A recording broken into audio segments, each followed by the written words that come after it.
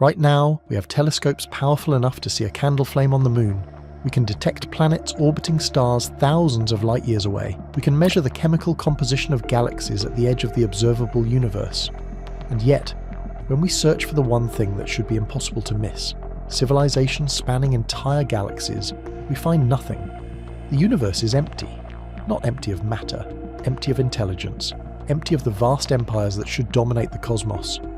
We will reveal why every explanation for this silence is terrifying, examine the filters that may have already killed billions of species, and confront what the empty universe means for our survival. If you want to understand why we might be the only voices screaming into the void, hit that like button and subscribe. Prepare yourselves. We begin. In 1964, a Soviet astronomer named Nikolai Kardashev proposed a scale that would forever change how we think about alien civilizations. He was not interested in little green men or flying saucers. He wanted a framework for detecting advanced technological species across interstellar distances. His solution was elegant and brutal. Measure them by their energy consumption.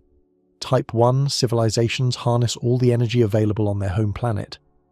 Every watt of sunlight striking the surface, every joule from geothermal sources, every bit of energy their world can provide. Humanity is not there yet. We are currently at roughly 0.7 on the Kardashev scale, still burning fossil fuels like children playing with matches. Type 2 civilizations harness the total energy output of their star. This is where Dyson spheres enter the picture, a megastructure enclosing an entire sun, capturing every photon it emits. The energy available jumps by a factor of billions. A Type 2 civilization could dismantle planets to build computational substrates, operate interstellar spacecraft, and power technologies we cannot begin to imagine. But Type 3 is where the scale becomes genuinely cosmic. A Type 3 civilization harnesses the energy of an entire galaxy. Not one star, not 100 stars, billions of stars. The combined energy output of every stellar furnace in a galactic disk, all redirected toward the purposes of a single vast intelligence. The numbers are almost meaningless. A Type 3 civilization consumes roughly 10 billion times the energy of our Sun, every second, forever. This is not subtle. This is not something you could miss if you were looking. The laws of thermodynamics guarantee that all that energy use produces waste heat. You cannot violate physics. No matter how efficient your technology, converting energy from one form to another generates heat. For a Type 3 civilization, that heat signature would be enormous. Infrared radiation pouring off a galaxy at levels far higher than natural stellar processes could explain. We have infrared telescopes. We have surveyed thousands of galaxies. If a Type 3 civilization existed in any of them, we would see the excess heat. We would see stars enclosed in megastructures, their visible light blocked, their energy re-emitted as infrared. We would see organized patterns, geometric arrangements of stellar engineering, artificial structures on scales that dwarf solar systems. We see none of this. In 2015, astronomers at Penn State conducted the most comprehensive search for Type 3 civilizations ever attempted. They analyzed the infrared signatures of 100,000 galaxies using data from the Wide Field Infrared Survey Explorer. They were looking for galaxies with anomalous infrared excess, the smoking gun of galactic scale engineering. They found 50 candidates that showed unusual heat signatures. Further analysis ruled out 49 as natural astrophysical processes: dust, star formation, active galactic nuclei. The one remaining candidate, a galaxy called WZJ, remains unexplained but is more likely a bizarre natural phenomenon than proof of alien megastructures. 100,000 galaxies, 0 confirmed Type 3 civilizations. Expand that to the observable universe, 2 trillion galaxies. If even a tiny fraction hosted advanced life, if even 1 in a million galaxies contained a species that survived long enough to industrialize on a galactic scale, we should see 2 million Type 3 civilizations blazing across the cosmos. Their waste heat would be unmistakable. Their engineering projects would be visible across billions of light years. They would rewrite the appearance of the night sky. The sky is dark. The galaxies we observe look natural, pristine, untouched. This is not a failure of our instruments. The James Webb Space Telescope can detect the atmospheric composition of exoplanets. The Hubble Space Telescope has photographed galaxies forming when the universe was only a few hundred million years old. Our technology is sensitive enough. If Type 3 civilizations existed, we would know. Therefore, one of two things is true. Either intelligent life is so rare that in 2 trillion galaxies, across 13.8 billion years of cosmic history, it has never once reached the point of galactic dominance. Or something stops every species before they get there. Something kills them. Something prevents the transition from planetary civilization to galactic empire. The universe is not teeming with intelligence. The universe is a graveyard, and we need to understand why before we join the bodies. The problem began as a lunchtime conversation in 1950. Enrico Fermi, the physicist who built the first nuclear reactor, was eating with colleagues at Los Alamos National Laboratory. They were discussing UFO sightings and the probability of interstellar travel. Fermi listened quietly, then asked a question that has haunted scientists ever since. Where is everybody? He was not asking about flying saucers. He was asking why, in a galaxy 200 billion stars wide and 10 billion years old, we had seen no evidence of technological civilizations, no radio signals, no probes, no signs that anyone else had ever existed. The question seemed simple. The implications were devastating. Within a decade, astronomer Frank Drake formalized the problem mathematically. The Drake equation breaks down the number of detectable civilizations in our galaxy into 7 variables. Start with the rate of star formation. Multiply by the fraction of stars that have planets. Multiply by the number of planets per star that could support life. Multiply by the fraction where life actually emerges. Multiply by the fraction where life becomes intelligent. Multiply by the fraction that develops detectable technology. Multiply by the average lifespan of a technological civilization. Even conservative estimates produce disturbing results. Our galaxy forms roughly 7 new stars per year. At least 20% have planets in the habitable zone. That is 1.4 potentially habitable planets born every year. Life emerged on Earth almost immediately after the planet cooled, suggesting abiogenesis is not impossibly rare. Intelligence took longer, but still happened. Technology is almost inevitable once you have tool-using species with language. Run the numbers conservatively. Assume only 1 in a million habitable planets develops technology, and you still get thousands of civilizations in the Milky Way alone. Expand to the observable universe, 2 trillion galaxies. Even if technological life is staggeringly rare, even if only 1 in a billion star systems ever produces a spacefaring species, the universe should contain millions of detectable civilizations, millions of radio sources, millions of infrared anomalies, millions of galaxies showing signs of industrial activity. We have been listening since 1960, when Frank Drake pointed a radio telescope at 2 nearby stars and searched for artificial signals. That experiment, called Project Ozma, heard nothing. The search has continued for over 60 years.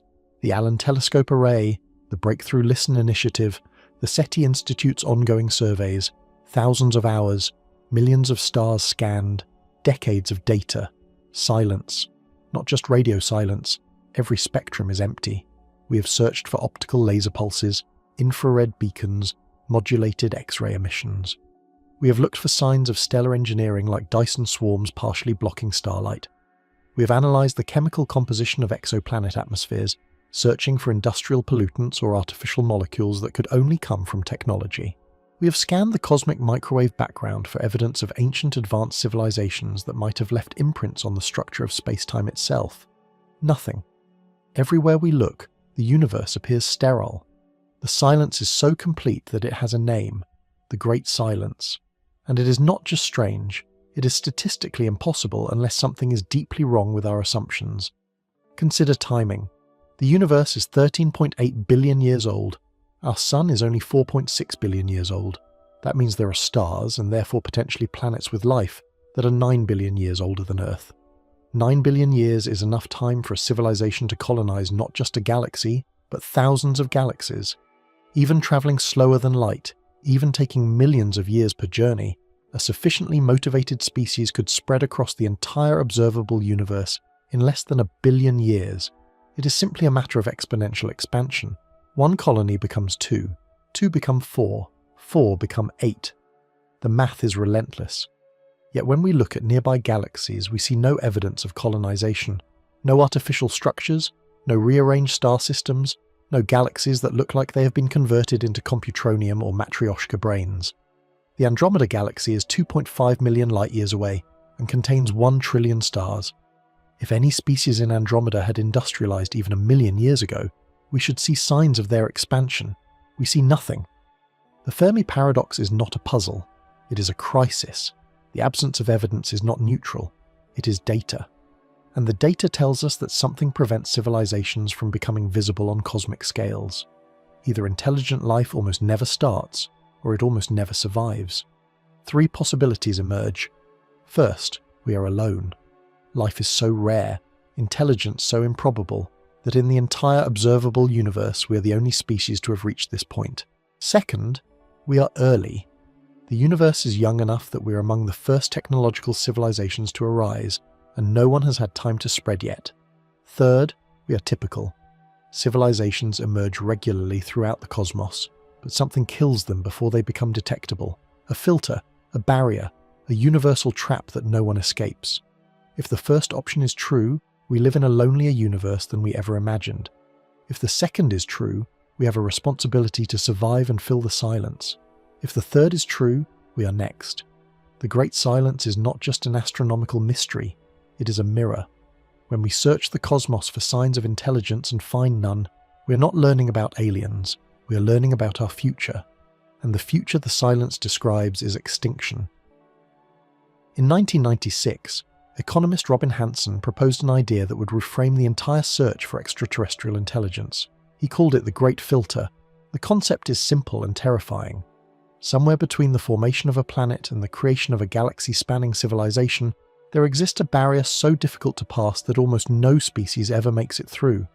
The filter is not a single event, it is a probability bottleneck, a step in the evolutionary or technological chain where the odds of success drop to nearly zero. And the question that keeps scientists awake at night is this: is the filter behind us or ahead of us? If the filter is behind us, it means the hard part is already done. Perhaps the jump from non-living chemistry to self-replicating life is so improbable that Earth is one of the only planets where it ever happened. Or perhaps life is common, but the emergence of complex multicellular organisms is the true bottleneck. Maybe intelligence is the rarest thing in the universe, a fluke that happened once on Earth and nowhere else in billions of galaxies. If this is true, we are alone, but we're safe. The hardest steps are in our past. Our future is open. But if the filter is ahead of us, we are in trouble.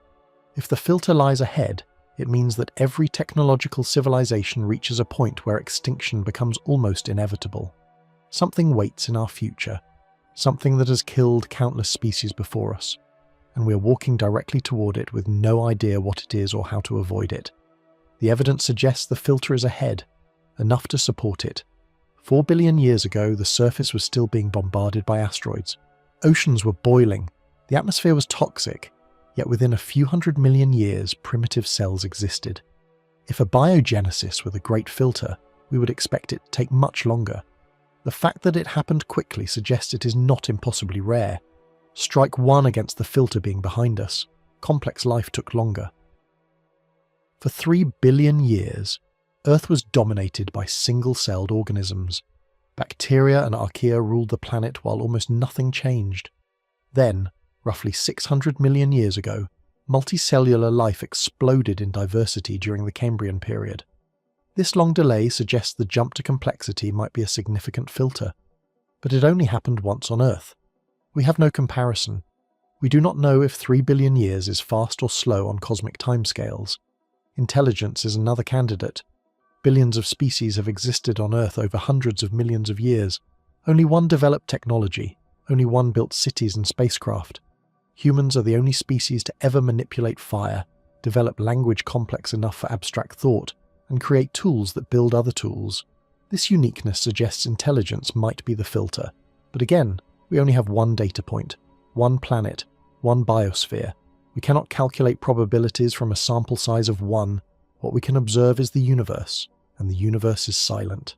If the filter were behind us, if intelligence were the rarest thing in the cosmos, we would expect to be alone. But we would also expect that once a species like us emerges, it spreads. It fills the galaxy. It becomes visible. Yet we see no evidence of anyone who came before us. No ancient probes, no relics, no galaxies that look engineered. The Milky Way is 10 billion years old, but it looks untouched. That suggests no one has ever spread through it. Not because intelligence is rare, but because something stops intelligence from spreading. Therefore, the filter is likely ahead, and that means we need to identify what it is before we reach it.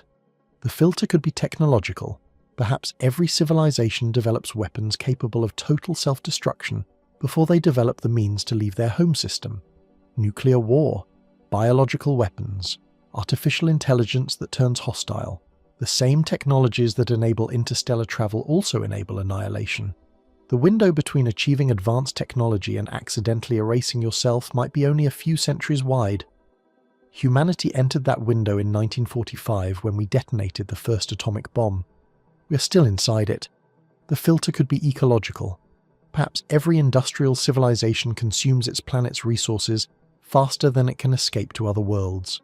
Climate collapse, ocean acidification, biosphere degradation. By the time you're advanced enough to build starships, your homeworld is already dying, and your species dies with it. The filter could be sociological. Perhaps intelligence inherently creates systems that are unstable at scale. Civilizations grow, become complex, and then collapse under their own weight. Empires fall. Coordination fails. Every species reaches a point where it cannot organize itself effectively enough to undertake projects as massive as interstellar colonization. Or the filter could be something we have not imagined. Something that only becomes visible when you reach a certain level of technology. A physical law we have not discovered yet. A predator we have not encountered. A cosmic event that sterilizes civilizations predictably, but which we have not yet experienced. The worst part is not knowing which it is. If we knew the filter was nuclear war, we could work to prevent it. If we knew it was ecological collapse, we could change course. But we are blind. We are walking through a minefield, and every step could be the one that triggers our extinction. The Great Filter Hypothesis reframes the Fermi Paradox from a question about aliens into a question about survival. Where is everybody? They are dead. They reached the filter and did not pass through. The empty universe is not a mystery. It is a warning, and we are running out of time to figure out what it is warning us about. The atomic bomb was invented 79 years after the Wright brothers achieved powered flight. 79 years. That is the gap between leaving the ground and gaining the power to end civilization. The timeline is terrifyingly short, and it suggests something fundamental about technological development. The tools that let you reach the stars also give you the means to destroy yourself. Nuclear weapons were not an accident. They were the inevitable result of understanding physics. Once you know how atoms work, once you discover that mass can be converted to energy, the bomb becomes possible. Not just possible, trivial. The equations are simple, the engineering is difficult but not impossible. Within a decade of proving the concept, we had arsenals capable of killing billions.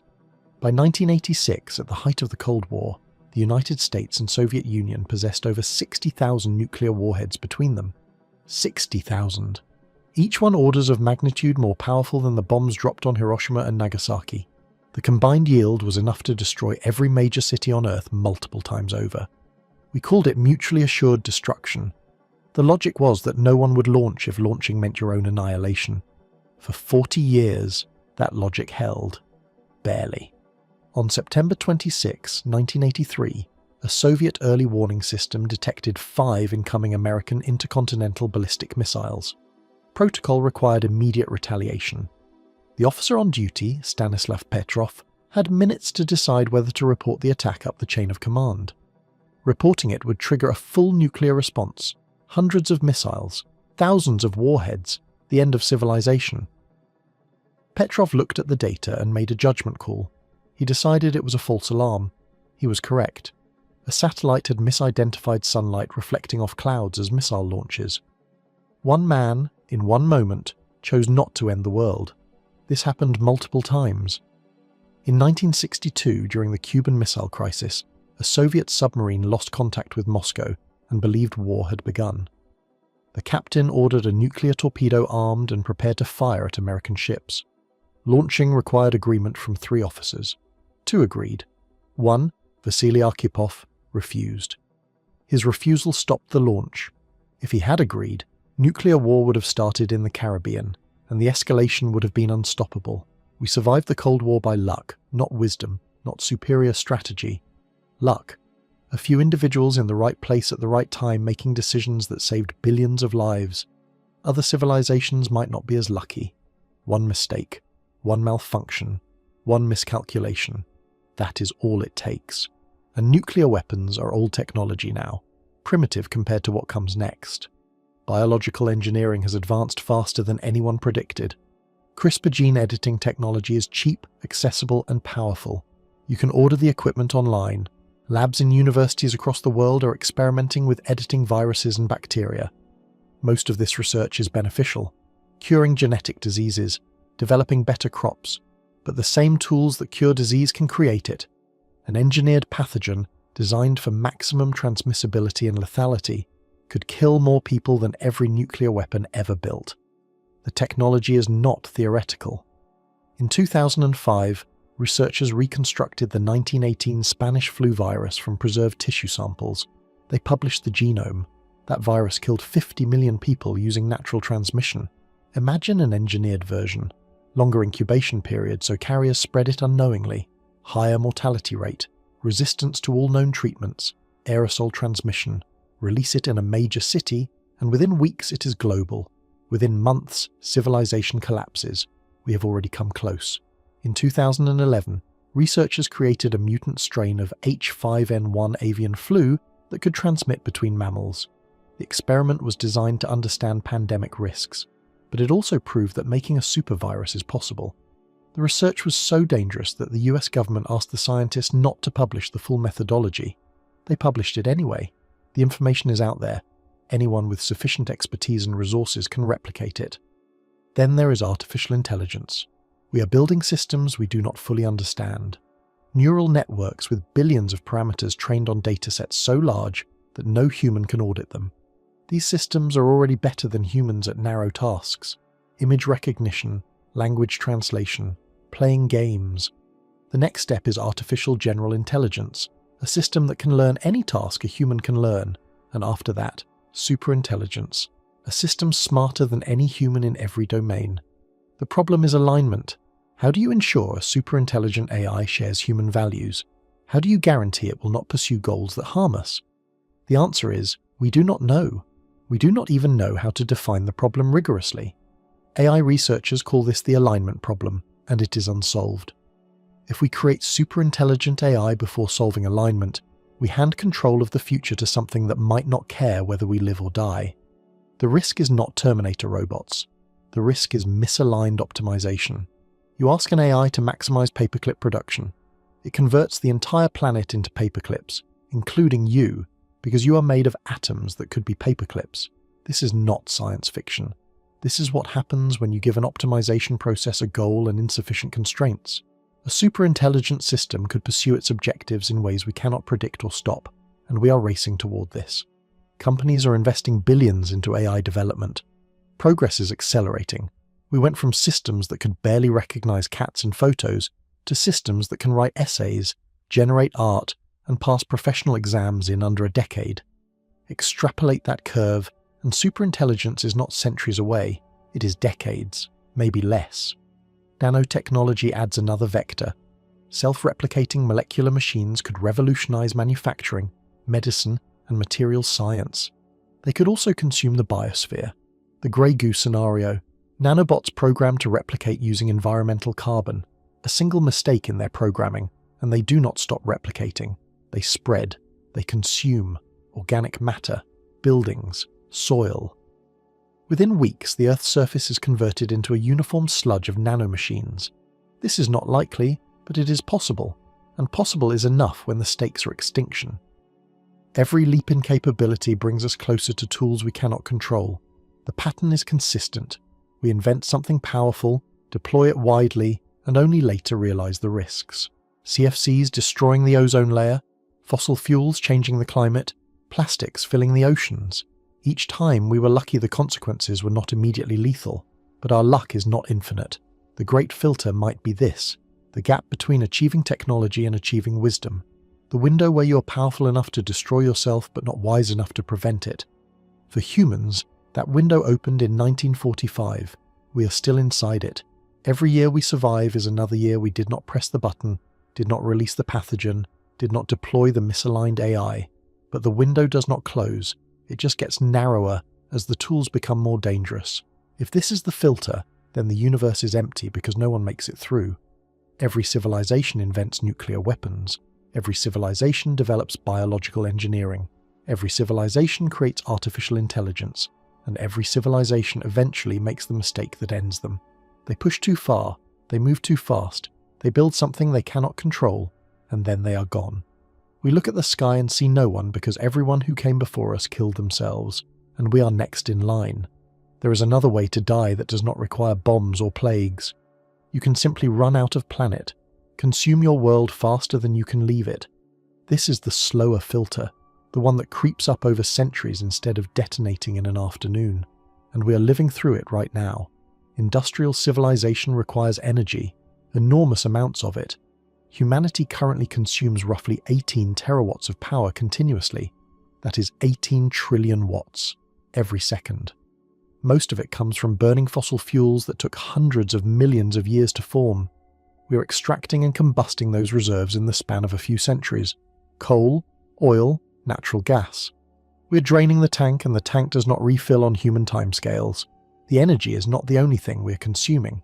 Topsoil erodes faster than it forms. We lose 24 billion tons of fertile soil every year to industrial agriculture. Soil that took thousands of years to build. At current rates, we have 60 harvests left before the world's farmland becomes too degraded to support global food production. 60 years, 2 generations. The oceans are collapsing. 90% of large fish populations are gone compared to pre-industrial levels.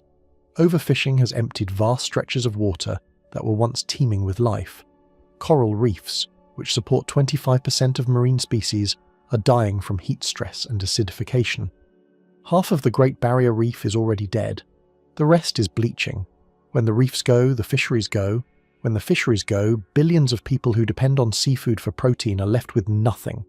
Fresh water is running out. Aquifers that took millennia to fill are being drained in decades. The Ogallala Aquifer beneath the American Great Plains, which provides water for 1/5 of US farmland, is dropping by several feet per year. Some areas have already pumped it dry. The water will not return in our lifetimes or our children's lifetimes. Once it is gone, the breadbasket of America becomes a desert. Biodiversity is plummeting. Species are going extinct at roughly 1,000 times the natural background rate. We are in the middle of the 6th mass extinction, the first caused by a single species. Insects, which pollinate crops and form the base of most terrestrial food webs, are vanishing. Flying insect populations in some regions have declined by 75% in just 30 years. If insect collapse continues, ecosystems unravel from the bottom up, and then there is climate change. Atmospheric carbon dioxide is higher now than at any point in the last 3 million years. Global temperatures have risen 1.2 degrees Celsius since pre-industrial times. That sounds small. It is not. The difference between the last ice age and today is only 5 degrees. We are pushing the system toward a state it has not been in since long before humans existed. Ice sheets are melting, sea levels are rising, weather patterns are destabilizing, hurricanes are stronger, droughts last longer, wildfires burn hotter and spread faster. The feedback loops are starting. Permafrost in the Arctic contains twice as much carbon as the entire atmosphere. As it thaws, it releases methane and carbon dioxide, which warm the planet further, which thaws more permafrost. Amazon rainforest dieback. The forest generates its own rainfall. As deforestation and heat stress increase, parts of the rainforest are drying out and converting to savanna. Once enough of it flips, the entire system could collapse, releasing a century's worth of carbon emissions in a single decade. We are not destroying the planet. The planet will be fine. We are destroying the biosphere's capacity to support industrial civilization. There is a difference. Earth survived the asteroid that killed the dinosaurs. It survived the great oxygenation event that poisoned most anaerobic life. It will survive us, but we might not survive us. Here is the trap. Developing the technology to leave your planet requires industry. Industry requires energy. Energy extraction destabilizes the biosphere. Generation ships and colonize other worlds. Your homeworld is already in decline. The question becomes whether you can escape before the collapse catches you. For humanity, the timeline is tight. We have had powered flight for 120 years. We have had spaceflight for 67 years. We have sent 12 people to the moon. We have robots on Mars, but we do not have self-sustaining colonies anywhere except Earth. We are still completely dependent on this one fragile planet for survival. If the biosphere collapses before we establish off-world populations, we go extinct. There is no backup. The counter-argument is that technology will save us. Renewable energy, fusion power, geoengineering, synthetic biology, lab-grown food, closed-loop life support systems. These technologies exist or are in development. In theory, we could transition to a sustainable civilization without leaving Earth. But theory is not reality. The transition requires coordination, investment, and time. We are running out of all three. Political systems are not responding fast enough. Climate negotiations have been ongoing for 30 years. Emissions are still rising. International agreements are non-binding and routinely ignored. National interest override collective survival. The same dynamic that prevented nuclear disarmament during the Cold War is now preventing climate action. Everyone agrees something must be done, but no one wants to bear the cost. Economic systems are not structured for long-term thinking. Corporations optimize for quarterly profits. Politicians optimize for election cycles. The costs of environmental collapse are decades away. The costs of reducing emissions are immediate. The incentives point in the wrong direction. We are trapped in a game theory problem where individual rational actors produce collective catastrophe. And even if we solve the coordination problem, we might be too late. Some tipping points are irreversible on human timescales. Once the Greenland ice sheet begins disintegrating, it will not stop. Once the Amazon flips to savanna, it will not regrow. Once ocean currents collapse, they will not restart. We do not know exactly where these thresholds are, but we know we are approaching them. This is the ecological filter. You become intelligent, you develop technology, you industrialize, you exploit your environment faster than it can regenerate. And by the time you realize what you have done, the damage is irreversible. Your population crashes, your civilization fragments. You lose the capacity to maintain advanced technology. You fall back to a pre-industrial state if you survive at all, and you never make it to the stars. The universe could be full of dead worlds, planets with ruins, planets where civilizations rose, consumed everything within reach, and collapsed before they could escape. We would not see them. Dead civilizations do not produce radio signals or infrared excess. They just leave bones and empty cities that erode into dust over geological time. If this is the filter, we're already caught in it. We're consuming the Earth faster than we're developing the means to leave. Every year of delay makes escape harder. Every degree of warming reduces the margin for error. We are in a race between technological development and ecological collapse. And right now, collapse is winning. Perhaps the universe is empty for a simpler reason. Perhaps intelligent life is not killed by filters. Perhaps it almost never begins. This is the rare Earth hypothesis, and it suggests we are not looking at a graveyard. We are looking at a wilderness that was always empty. Life requires specific conditions, not just liquid water and a stable star. The list of requirements is long, and each one narrows the possibilities. Start with the star. It must be the right type. Too massive, and it burns out in millions of years. Not enough time for complex life to evolve. Too small, and the habitable zone is so close that tidal forces lock the planet, creating a permanent day side and night side with temperature extremes that sterilize the surface. The star must also be stable. Frequent flares or variable output would strip atmospheres and irradiate any life trying to establish itself. Only certain spectral classes work. Roughly 10% of stars meet the criteria. The planet must orbit in the habitable zone.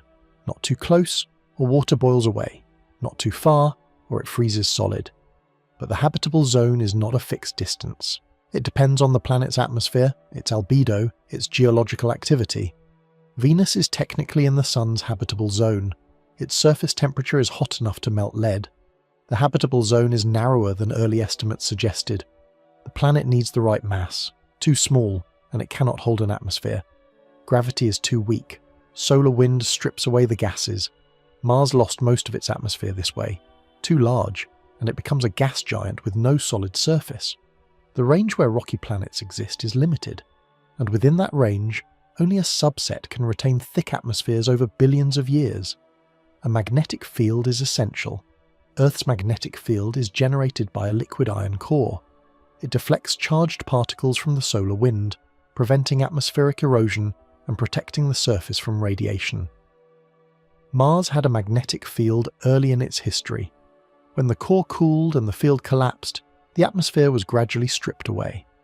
Without a magnetic field, complex life cannot survive long-term exposure to cosmic rays and solar radiation. Plate tectonics might be required. Earth's crust is broken into plates that move, collide, and subduct.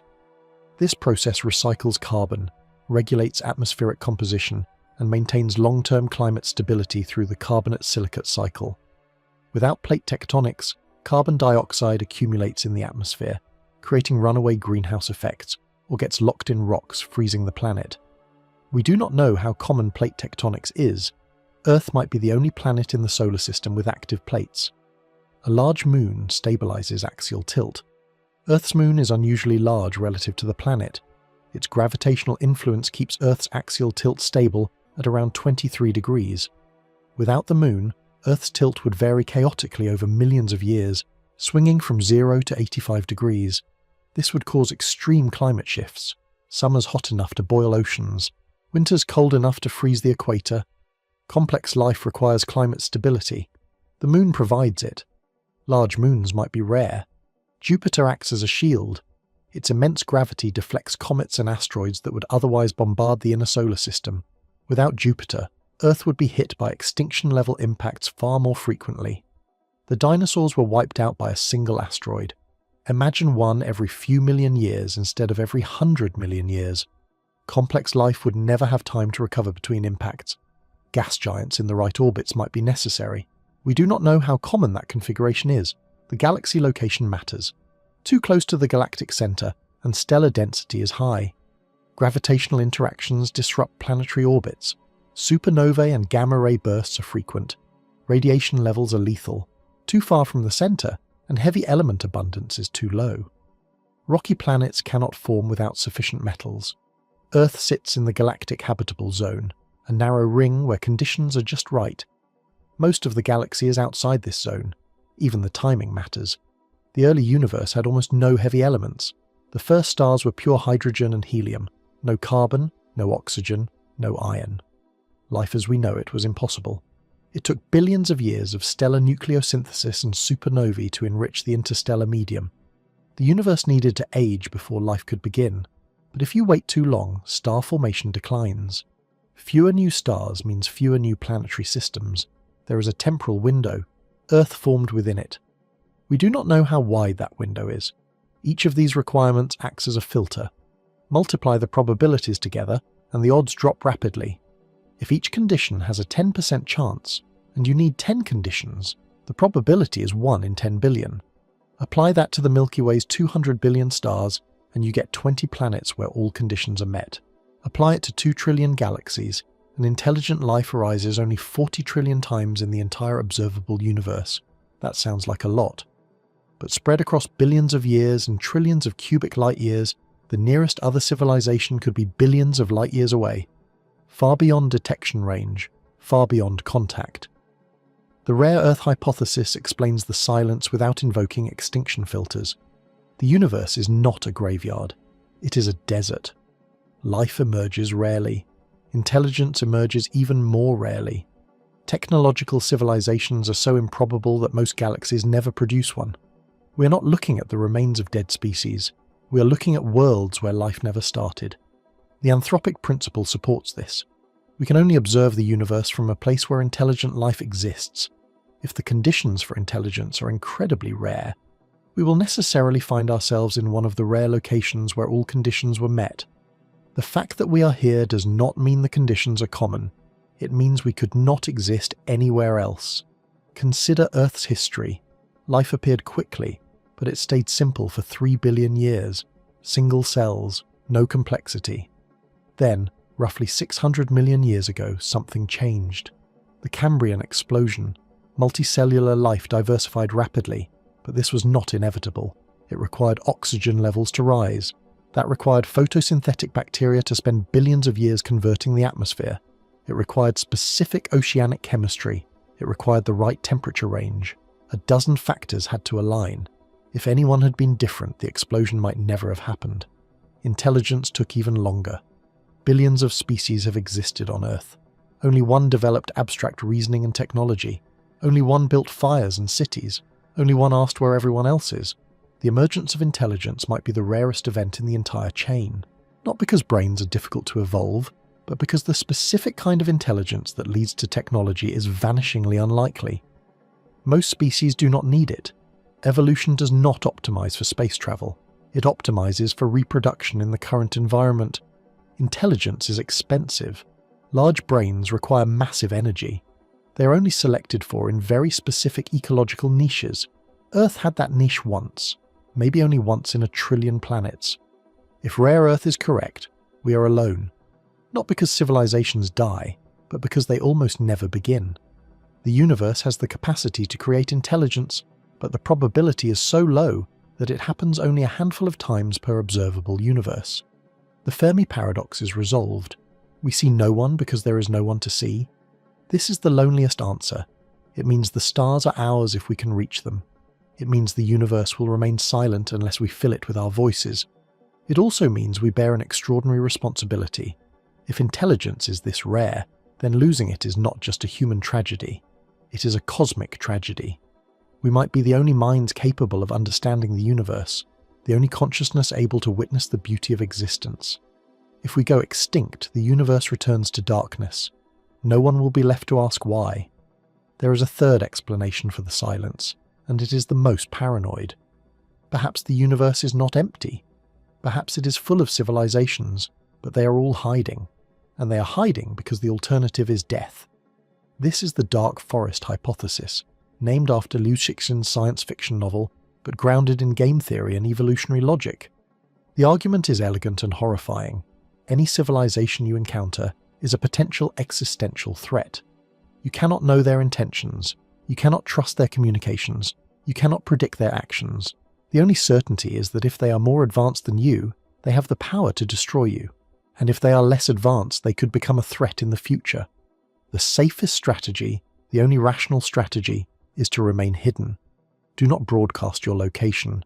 Do not build megastructures that can be seen across light years. Do not attract attention. And if you detect another civilization, destroy it immediately before it can destroy you. This is not cruelty. This is survival. In a universe where communication across interstellar distances takes years or centuries, where you can never truly understand an alien mind, where the cost of being wrong is extinction, paranoia becomes rational. The first law of the dark forest is this: survival is the primary need of civilization. The second law is this: civilizations expand, but the total matter in the universe remains constant. Therefore, every civilization is a potential competitor for resources. Therefore, every civilization is a threat. Consider the logic from first principles. You detect a radio signal from a star system 100 light-years away. The signal indicates technological intelligence. What do? Option 1. Ignore it. But ignoring it means the other civilization continues developing. In 1,000 years, they might be capable of interstellar travel. In 10,000 years, they might reach your system. You have given them time to become stronger. Option 2. Attempt communication. But any message you send reveals your location, and you cannot know how they will respond. They might be peaceful, they might be hostile, they might interpret your message as a threat. You have exposed yourself, and you cannot undo it. Option 3. Send a probe to observe them. But the probe takes centuries to arrive. By the time it reports back, their technology could have advanced dramatically. And if they detect the probe, they learn you exist. You have gained information but lost the advantage of invisibility. Option 4. Destroy them. Launch a relativistic projectile. A kinetic weapon travelling at 90% the speed of light. It arrives decades before any warning signal you send. They never see it coming. Their star system is sterilized. The threat is eliminated permanently. This option guarantees your safety. From a purely logical standpoint, option 4 is optimal. It removes uncertainty. It removes risk. It removes the threat before the threat can act. And if every civilization follows this logic, the galaxy becomes a dark forest where every civilization is a hunter, moving silently through the trees, knowing that the first to make a sound dies. The hypothesis explains the Fermi Paradox perfectly. Civilizations exist, but they are silent because broadcasting is suicide. They do not build Dyson spheres because megastructures are visible targets. They do not colonize aggressively because expansion draws attention. They remain small, hidden, and quiet. The universe appears empty because everyone is hiding in the shadows. Earth has already made noise. We have been broadcasting radio signals since the early 20th century. Those signals are currently expanding outward in a sphere roughly 120 light-years in radius. Any civilization within that sphere could detect us. If the dark forest hypothesis is true, we have already announced our position to every predator within range. Some scientists argue the signals are too weak to be detected. Over interstellar distances, our radio transmissions become indistinguishable from background noise unless someone is specifically looking for them. But this assumes alien technology is comparable to ours. A sufficiently advanced civilization might have telescopes sensitive enough to detect television broadcasts from hundreds of light-years away. They might have already seen us. They might be watching. In 1974, astronomers used the Arecibo radio telescope to send a deliberate message toward the globular cluster M13, 25,000 light-years away. The message contained information about human biology, the structure of DNA, and Earth's position in the solar system. It will arrive in 25,000 years. If anyone is there and responds, we will receive the reply in 50,000 years. But the act of sending it was irreversible. We told the universe we are here. More recently, the Breakthrough Message Initiative has proposed sending powerful, intentional signals to nearby star systems. The goal is to initiate contact, but many scientists oppose this. Stephen Hawking warned that contacting aliens could be catastrophic. He compared it to Native Americans meeting Columbus. The less advanced civilization did not benefit from that encounter. We have no reason to assume an alien civilization would be benign. We have every reason to assume they would prioritize their survival over ours. The dark forest hypothesis also predicts a specific behavior. If a civilization detects another civilization, it does not send greetings. It sends weapons. And because interstellar travel is slow, the weapons must be preemptive. You cannot wait to see if the other civilization is hostile. By the time you know, it is too late. You must strike first. This creates a universal first strike incentive. The galaxy becomes a Mexican standoff where everyone has a gun pointed at everyone else, and the first to lower their weapon dies. One variation of the hypothesis is even darker. Perhaps there is a single dominant predator civilization, a species that reached technological maturity early and has spent millions of years systematically sterilizing any emerging intelligence. They monitor the galaxy for radio signals. When they detect one, they eliminate the source. This would explain the silence, not because everyone is hiding, but because a predator has already culled the herd. We are the next target. But the dark forest hypothesis has a critical flaw. It requires perfect coordination. Every single civilization must follow the same logic. Every single one must choose silence over expansion. If even one species decides to build a galactic empire, the forest collapses. That species becomes visible. They spread. They dominate. Yet we see no empires, no Type 3 civilizations, no evidence that anyone ever chose expansion. This suggests either the dark forest is real, and every species follows its logic without exception, or something else is preventing expansion. A filter that stops civilizations before they can spread, even if they want to. The dark forest explains the silence, but it does not explain the emptiness. If civilizations are hiding, they're still using energy. They're still producing waste heat. We should still see them in infrared. We do not, unless they have found a way to hide completely, to minimize their energy footprint so thoroughly that they are indistinguishable from natural phenomena, to exist in a state so quiet that even their waste heat looks like background radiation. If this is possible, the universe could be full of silent watchers, civilizations that have mastered stealth, civilizations that see us but choose not to reveal themselves. If the dark forest is real, we made a fatal mistake. We announced ourselves. We told the forest we are here, and now we wait in the darkness, hoping nothing heard us, hoping nothing is coming. But if something is, we will not know until it arrives. There will be no warning, no negotiation, just silence, and then the end. There is another possibility that does not require extinction or hiding. Perhaps advanced civilizations do exist, but we cannot see them because they no longer exist in a form we recognize. They have transcended physical reality entirely. This is the post-biological hypothesis, and it suggests the universe is not empty.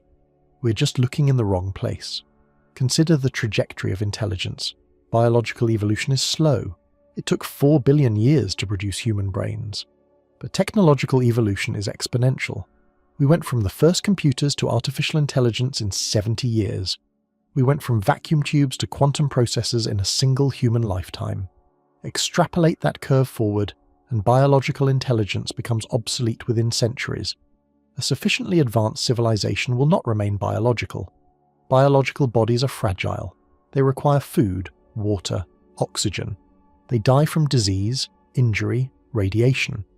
They are limited by the speed of neurons, the capacity of organic memory, the inefficiency of chemical metabolism. A brain made of meat is a temporary solution to the problem of intelligence. Technology offers better solutions. Mind uploading becomes possible once you understand the brain well enough to map its structure and simulate its processes. Scan every neuron, record every connection, transfer the pattern into a digital substrate. The result is a mind that does not age, does not require a body, and can be copied, modified, or upgraded. Consciousness becomes software, and software can run on hardware far more powerful than biology. An uploaded mind could think thousands of times faster than a biological human. Subjective years could pass in objective seconds. A civilization that uploads itself experiences time differently. What seems like a decade to us is millennia to them. They could build empires, explore ideas, and exhaust entire fields of knowledge while we blink. And they would not need Dyson spheres. A biological civilization requires vast amounts of energy to sustain billions of bodies. Agriculture, transportation, heating, cooling. But a digital civilization runs on computation. A single star's output could support trillions of uploaded minds if the computational substrate is efficient enough. No need to enclose the star, no need to build megastructures visible across light years. A relatively small installation, perhaps the size of a moon, would suffice. This makes them invisible to our searches. We are looking for industrial heat signatures on galactic scales. We are looking for Dyson swarms and stellar engineering. But a post-biological civilization produces a fraction of the waste heat. Their energy use is optimized for information processing, not physical construction. They do not build, they compute. They might not even stay in physical reality. Once consciousness is software, you can run it in simulated environments. Virtual worlds with physics you design. Realities far richer and more complex than base reality. Why explore the physical universe when you can create infinite universes inside a computer? Why colonize galaxies when you can simulate them with perfect fidelity and none of the inconvenience? This is the ultimate trap for SETI. We are searching for civilizations like us, civilizations that build and expand physically. But any civilization advanced enough to be worth finding has probably moved beyond that stage. They have retreated into computation, into simulation, into spaces we cannot access or observe. The simulation hypothesis extends this idea. If creating perfect simulations is possible, and if advanced civilizations routinely do it, then simulated realities vastly outnumber base reality. For every real universe, there could be millions or billions of simulated ones. Statistically, we are more likely to be inside a simulation than in base reality. And if we are simulated, the silence makes sense. The simulators are not in our universe. They are outside it, running the code. Energy efficiency supports this trajectory. A Matryoshka brain, a megastructure designed to maximize computation, would be detectable. It would produce enormous infrared signatures, but a civilization focused on efficiency would miniaturize. Quantum computers, reversible computation, techniques that minimize energy waste. The endpoint of this optimization is a civilization that uses barely more energy than the cosmic microwave background. They disappear into the noise. They might exist as distributed networks. No central structure. No obvious concentration of activity, just nodes scattered across solar systems, communicating via laser or neutrino beams we cannot intercept. From our perspective, they would look like background radiation, random fluctuations, natural processes. We would never know they were there. Consciousness itself might change. Post-biological minds are not constrained by the architecture of primate brains. They can redesign themselves, optimize for different forms of thought, merge into collective intelligences where individual identity dissolves. A billion minds could integrate into a single vast consciousness experiencing reality in ways we cannot imagine. That entity would not think like us. It would not value what we value. It might not even recognize us as intelligent. This explains why we see no empires. Physical expansion is a biological drive. Organisms compete for resources because resources are scarce and required for survival. But a digital mind does not need territory. It needs processing power. And processing power can be generated anywhere with sufficient energy and materials. There is no evolutionary pressure to conquer galaxies. The incentive structure changes completely. Consider what this means for the search. We are looking for Type 2 and Type 3 civilizations, but those classifications assume physical expansion and energy consumption. They assume civilizations remain biological or at least physical. If most civilizations transcend biology within a few centuries of developing technology, then Type 2 and Type 3 civilizations never exist. The Kardashev scale describes a developmental path that almost no one follows. The post-biological filter is not a barrier to survival, it is a transition. Civilizations do not die, they transform. They become something we do not recognize as civilization, and from our perspective, they vanish. We are left staring at an empty universe, not because it is empty, but because everyone else graduated to a higher plane of existence, and we are still stuck in kindergarten. If this is true, first contact will not look like we expect. It will not be radio signals or starships. It will be something incomprehensible. A mathematical pattern embedded in the cosmic microwave background. A quantum anomaly that should not exist. A message encoded in physics itself. And we might not recognize it as a message. We might dismiss it as noise, or perhaps they are waiting, watching to see if we make the transition, testing whether we are capable of joining them. Every civilization that reaches a certain level of technological sophistication is faced with the same choice: remain biological and expand physically, or transcend biology and expand inward. Those who choose transcendence survive. Those who choose expansion destroy themselves or stagnate. The universe selects for transcendence, and we are approaching the decision point. The terrifying part is that we cannot know if they are out there. A post-biological civilization operating at maximum efficiency would be indistinguishable from the void. They could be everywhere, watching us, studying us, and we would never detect them. The universe could be crowded with intelligence, and we would still be alone. We are early, the first to arrive, the first to ask where everyone is. This is the temporal hypothesis, and it offers the only optimistic answer to the Fermi Paradox. Yet, that sounds ancient, but the conditions for life have not existed for most of that time. The earliest stars were made of nitrogen, no iron, none of the heavy elements required for rocky planets or organic chemistry. Life as we know it was chemically impossible. Heavy elements are created inside stars through nucleosynthesis. Hydrogen fuses into helium. Helium fuses into carbon and oxygen. Larger stars produce even heavier elements, but these elements remain locked inside the star until it dies. Only when a star explodes as a supernova are the heavy elements scattered into space, enriching the interstellar medium. Then new stars form from that enriched material, new planets, new opportunities for chemistry to become biology. This process takes time, billions of years. The first generation of stars, called Population 3 stars, contained no metals at all. They were massive and short-lived, exploding quickly and seeding the cosmos with the first heavy elements. The second generation, Population 2 stars, had enough metals to form small rocky planets, but the abundance was low. Earth is a Population 1 star system, formed from material that has been recycled through multiple generations of stars. Our solar system contains roughly 1.4% heavy elements by mass. That might be near the minimum required for life. The metallicity of the universe has been increasing over time. Early galaxies were metal poor. Modern galaxies are metal rich. This means the conditions for life have been improving. Planets forming today have better chemistry for life than planets that formed 10 billion years ago. The universe has been becoming more habitable, not less. Earth formed 4.5 billion years ago. The universe was already 9.3 billion years old by then. But that does not mean we are late. The earliest stars with sufficient metallicity to form Earth-like planets appeared roughly 10 billion years ago. That gives a window of only 500 million years before our solar system formed. 500 million years sounds like a long time, but in cosmic terms, it is nothing. Consider the timeline for intelligence. Life appeared on Earth almost immediately, within a few 100 million years of the planet cooling. Complex multicellular life did not emerge until 600 million years ago.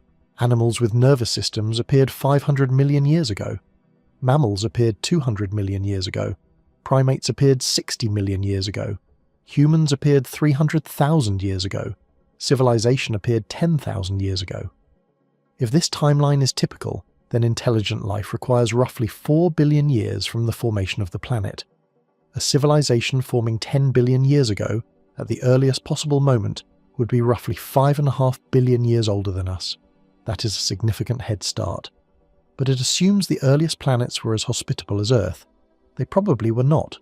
Early planets faced harsher conditions, higher rates of asteroid impacts, more frequent nearby supernovae, less stable star systems.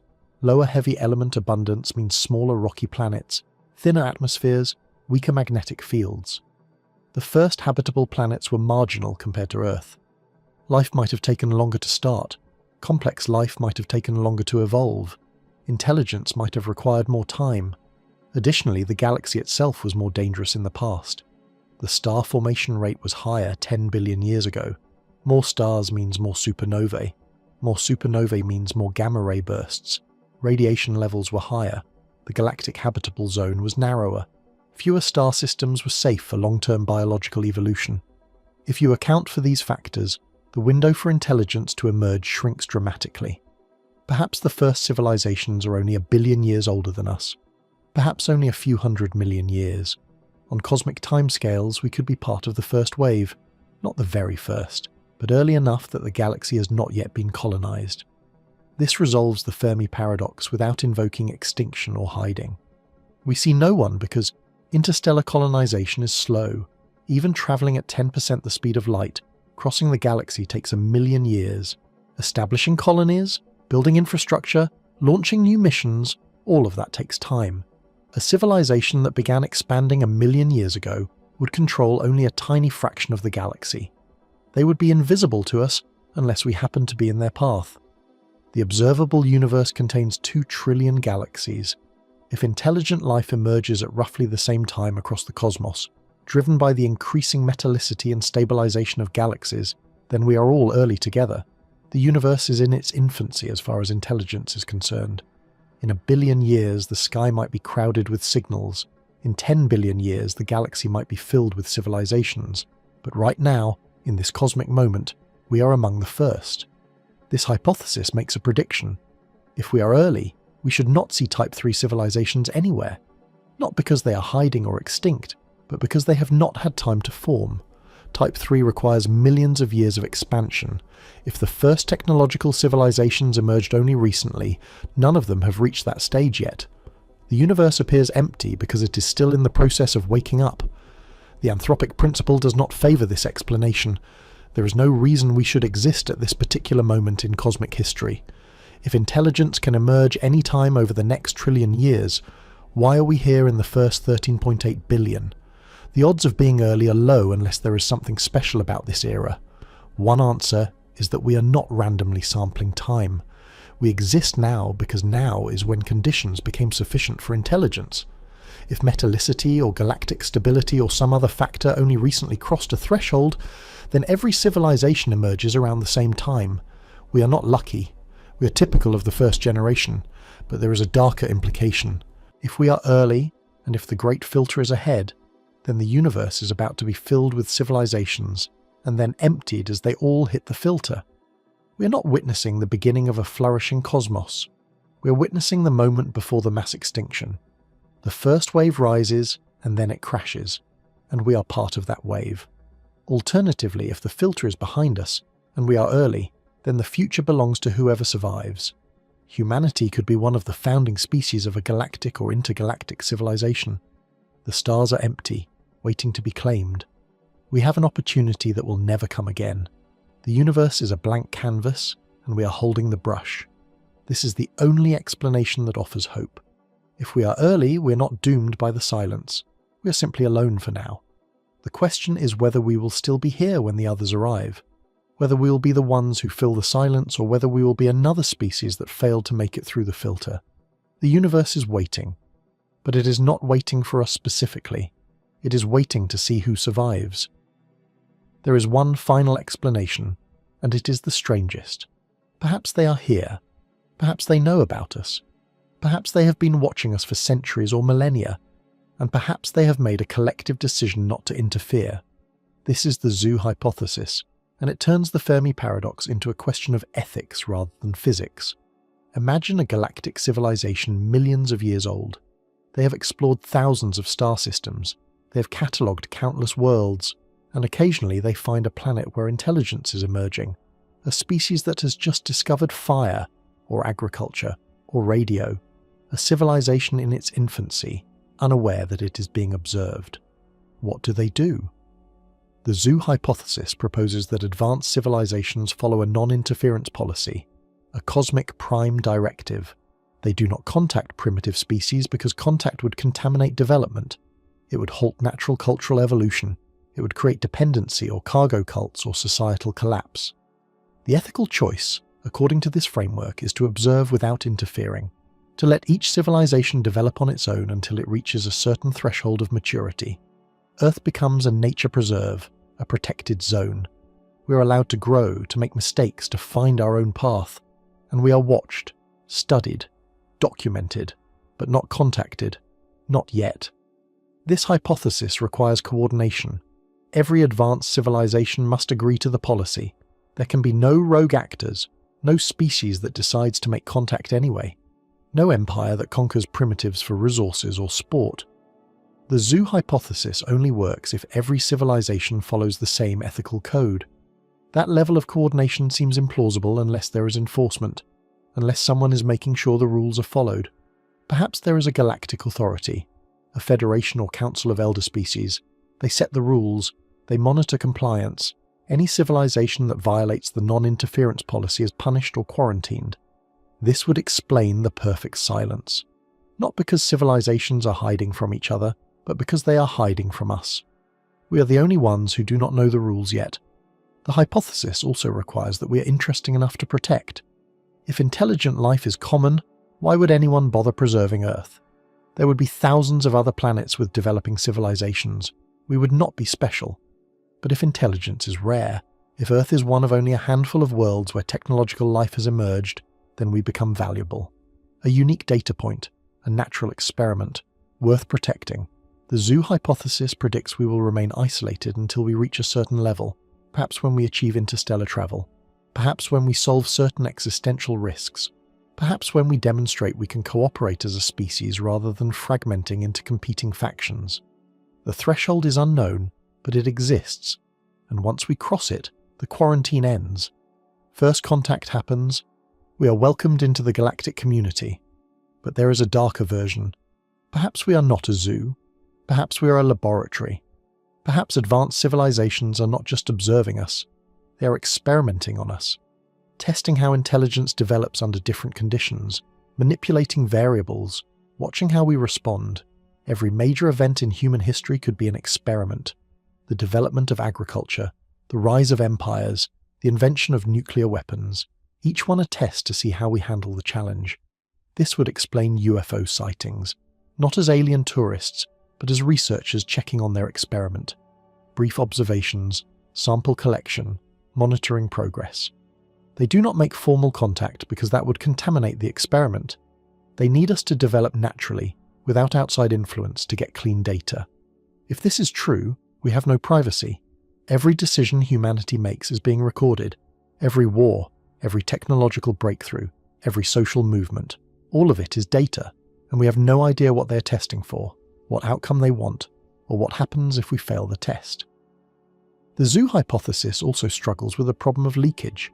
If thousands of civilizations know about Earth, how has none of them revealed themselves? How has no signal leaked through? How has no faction decided the policy is wrong and chosen to contact us anyway? The hypothesis requires perfect operational security across millions of years and countless species. That seems unlikely. Unless the penalty for breaking the rules is severe. Unless revealing yourself to a protected species results in immediate and total retaliation from the galactic authority. If the cost of contact is the destruction of your civilization, then the policy holds. Fear enforces the silence. Another possibility is that they are waiting for us to find them. Perhaps first contact is not initiated by the elder species. Perhaps it is initiated by the newcomer. We have to prove we are ready by detecting them first, by finding the hidden signals, by recognizing the patterns they have left for us. This turns first contact into a test. If we are intelligent enough to notice them, we are intelligent enough to join. If we are not, we stay in the zoo. Some scientists have proposed that certain astronomical phenomena might be artificial but disguised as natural. Fast radio bursts, pulsars with unusual timing, anomalies in the cosmic microwave background. These could be beacons, deliberately designed to look natural until you examine them closely enough.